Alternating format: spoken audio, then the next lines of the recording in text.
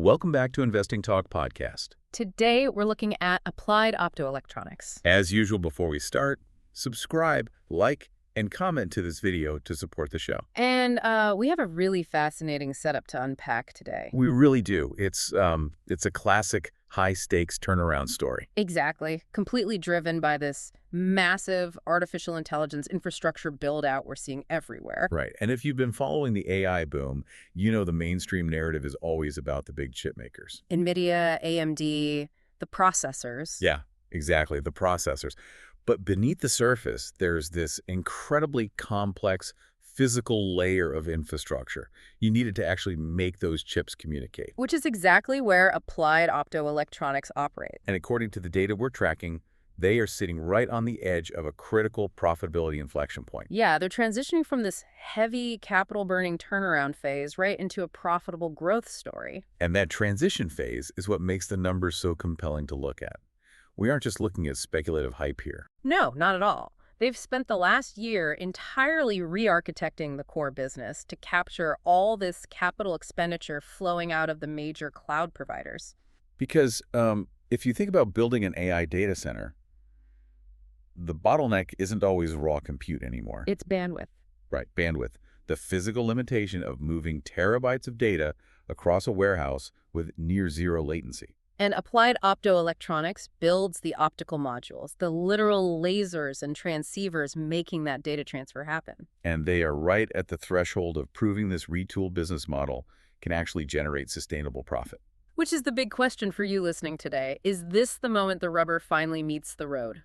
Let's pivot to the fundamentals and look at the underlying numbers because the operational turnaround here is dramatic. It really is. For the full year 2025, their total revenue hit $455.7 million. Which is an 83% year-over-year growth. Right. And when you dig into where that growth is coming from, it's all data center. In the fourth quarter alone, data center revenue came in at almost $75 million. Up nearly 70% year over year. That single segment is now over half their total revenue. If we step back and look at the broader industry mechanics, that specific shift in revenue mix is everything. Because they're intentionally leaning into data centers for the margins, specifically the 400 gigabit and higher optical modules. To put that in perspective for a second, think of these modules as ultra-high-speed data pipes. Hyperscalers need them. And hyperscalers is just the industry term for your massive cloud computing providers. Amazon Web Services, Google Cloud. Exactly. And we are seeing that strategic pivot flow directly into their margins. The financial data shows massive operational leverage. GAAP gross margin expanded by 520 basis points. So in plain English, their gross margin improved by over 5 full percentage points, hitting exactly 30% for the full year 2025. I want to pause there because I think it's easy to just gloss over margin expansion. It is, but to see a manufacturing-heavy physical hardware business expand gross margins by over 5% in 12 months, it's incredibly hard to do.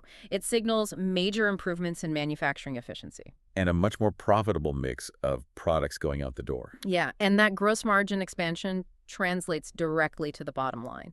They are rapidly closing the gap on their historical losses. Full-year net loss shrank from roughly $187 million in 2024 to just $38.2 million in 2025. Right. Okay. But as a skeptic, I have to point out they still lost $38 million. That is still burning cash. How is this a profitability inflection? You've got to look at the sequential trends, specifically the fourth quarter. Okay. In Q4 of 2025, they were nearly break even. They posted only a $2 million loss. A $2 million loss on over $134 million in quarterly revenue. Exactly. It's a rounding error away from being in the black. That is the profitability inflection. And crossing that line is a huge psychological threshold for institutional investors. Massive. Once a company officially crosses from burning cash to generating net profit, different classes of mutual funds can actually buy the stock. Their risk charters finally allow it. Plus, looking at forward guidance, management is projecting first quarter 2026 revenue between $150 and $165 million. Signaling they anticipate hitting pure profitability within just 2 quarters. But to survive a turnaround like this, a company needs capital to keep the lights on. Which brings us to their financial health. They've built an absolute fortress of a balance sheet. Yeah, cash exploded from $79 million to over $216 million, a 173% increase. And their debt-to-equity ratio is highly manageable at 0.59 times, not over-leveraged at all. But here is where my analytical red flags went up. Accounts receivable and inventory both literally doubled. Right. Inventory jumped from $88 million to $183 million. Usually when a hardware company doubles inventory, I assume the worst. That products are gathering dust on shelves. Exactly. Nobody is buying them. Yeah. How do we interpret that specific data point? It's a totally valid concern. In a vacuum, ballooning inventory is a warning sign, but context is everything. Right. When you pair doubled inventory with 83% revenue growth and doubled accounts receivable, Which is money owed for products already delivered. exactly, it paints a very bullish picture. It indicates explosive, accelerating demand. They are scaling capacity to meet orders. So the inventory buildup means they're aggressively securing raw materials ahead of time. Front-running global supply chain bottlenecks, making sure they can manufacture and deliver to the hyperscalers on schedule. So it's actually a sign of immense confidence from management regarding the order pipeline. They know the orders are locked in. Exactly. That makes sense. But let's talk about their competitive moat, because hardware infrastructure can be brutal and commoditized. True, but Applied Optoelectronics has three distinct structural advantages here. High switching costs and qualification barriers is the first one. This is crucial. Getting your specific hardware integrated into a major cloud provider's data center design is an incredibly rigorous process. Months of testing, heat, efficiency, interoperability. Once you're qualified and locked in, replacing you is costly. Hyperscalers can't afford network downtime. So once you're designed into a server rack, that revenue is sticky. Which leads right into the second structural advantage. Data center tailwinds and network effects from the shift to 400 gigabit and faster modules. As major players upgrade networks for AI, they adopt this specific ecosystem of optical modules. Giving Applied Optoelectronics massive scale advantages in research and manufacturing. The more volume they produce, the cheaper it gets per unit. Setting up their third advantage perfectly: operational scale. Right. We talked about gross margins expanding. At nearly $456 million in annual revenue, they are finally hitting that magic volume threshold. Where fixed manufacturing costs are fully absorbed. Factories, baseline equipment, staff. Moving forward, every additional module sold drops a significantly higher percentage of pure profit straight to the bottom line. Operational leverage is the holy grail for a hardware manufacturer. Moving from the balance sheet, let's pivot to the charts and technical action. We need to look at how the broader market is reacting. The trading data from late February 2026 was decisively bullish. Yeah, the stock popped up on pop gainers and gapping stocks, lists everywhere. And for anyone who doesn't watch tickers all day, gapping up means opening at a price significantly higher than the previous close. Showing aggressive overnight buying demand. Traders willing to pay a premium just to get in before the market fully opens. And what's really emphasized here is the elevated options market volatility and massive pre-market volume. For small-cap tech breakouts, that kind of heavy volume isn't just retail day traders. No, it implies smart money is taking large, strategic positions ahead of a major catalyst. Serious institutional accumulation. Which aligns perfectly with the Q4 earnings revenue beat.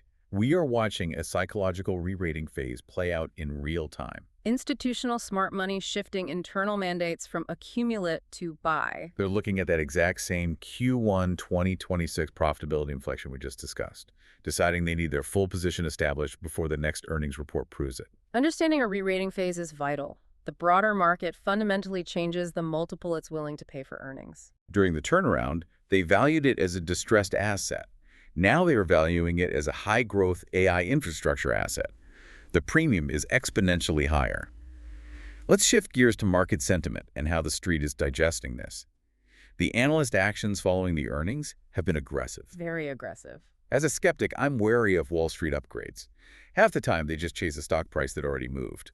But the sheer magnitude here is hard to ignore. Take Needham, for example. They maintained their buy rating, but practically doubled their price target. From $43 to $80, implying roughly a 50% upside. But the upgrade that really signals a fundamental shift came from B. Riley. Upgrading from a sell directly to a neutral. Which doesn't sound thrilling, but look at the math. They raised their price target from $15 all the way to $54. A massive 260% increase in their valuation target in a single day. For an investment bank analyst to publicly admit their bearish thesis was that wildly off the mark, the underlying data must be undeniable. Ultimate capitulation. They had to look at 69% data center growth and admit the bear thesis was broken.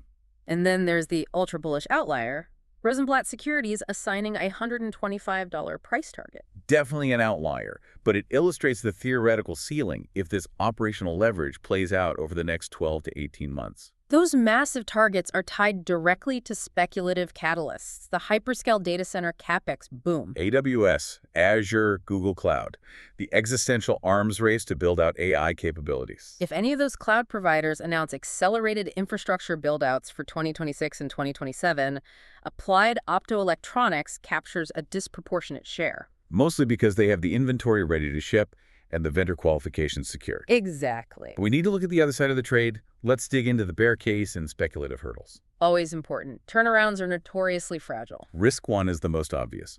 Profitability inflection delays. Management guided for a Q1 net loss between $0 and $7 million. What if they miss? Right. What if there's a supply chain hiccup or manufacturing inefficiencies during scale-up and the loss is 15 or 20 million? It's arguably the biggest threat to the short-term thesis. A miss there likely triggers a sharp correction. So much of this momentum is predicated on crossing the break-even line right now. But the mitigation goes right back to the balance sheet. The $216 million cash position. Yes, and the 30% gross margins. It provides a massive financial runway. Even delayed by a quarter or two, they aren't facing imminent distress. They won't be forced to issue toxic debt to keep lines running. The cash buys them time. But the second major risk is the heavyweight fight, competition. Broadcom, Marvell, Cisco. Industry titans with unlimited resources, deep relationships, and incredible economies of scale. What's to stop Broadcom from just slashing prices on optical modules to aggressively defend market share, strangling a smaller player like Applied Optoelectronics? If it were basic commoditized hardware like Ethernet cables, Broadcom would crush them on price. But optical interconnects at 400 gigabits and above are highly complex, precision engineered, often customized for specific hyperscaler network architectures. And Applied Optoelectronics is currently outmaneuvering the titans, evidenced by the massive data center growth. Their smaller scale makes them significantly more agile. They can dominate niche, custom segments that require too much bespoke engineering for legacy giants. Speedboat versus a cruise ship dynamic. Exactly. The titans take too long to turn the wheel when a cloud provider wants a custom solution immediately. And let's not forget the $183 million inventory stash.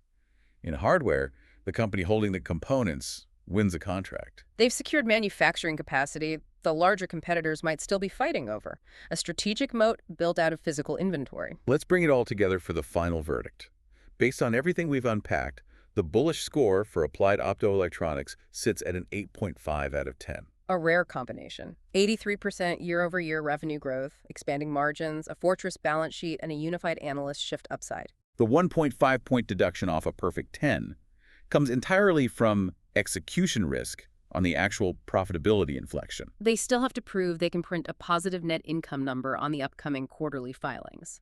The setup is strong, but execution has to happen. Mapping out the multi-year thesis and target horizon for you listening, this is setting up as an immediate 2 to 3 month swing trade heading into Q1 2026 earnings. Hitting the wire around April or May, the entire market is waiting to see if they finally cross that break-even line. And if they do confirm it, the investment thesis evolves from a short-term swing trade into a 12 to 18-month hold. You're no longer playing a turnaround story. You're holding a profitable company perfectly positioned for multi-year TAM expansion in the data center space. As global AI bandwidth demands scale, operational leverage theoretically compounds their profits. Which leaves us with a final provocative thought. Yeah.